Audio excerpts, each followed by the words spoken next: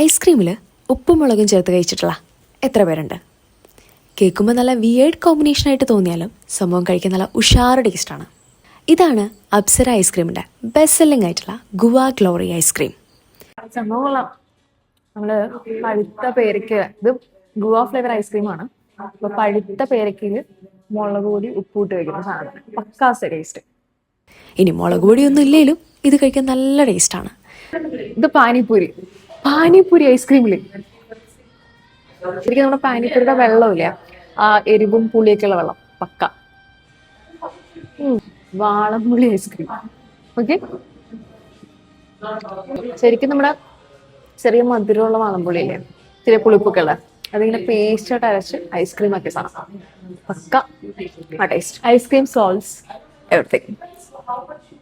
ഇതുപോലെ നല്ല variety combinations ഒക്കെ ട്രൈ ചെയ്യണമെന്നുണ്ടെങ്കിൽ നേരെ വന്നോളൂ അപ്സര ഐസ്ക്രീമിലേക്ക്. അപ്പൊ എന്റെ ലൊക്കേഷൻ വരുന്നത് കത്രിക്കടവ് ബ്രിഡ്ജിന്റെ അടുത്തായിട്ടാണ്.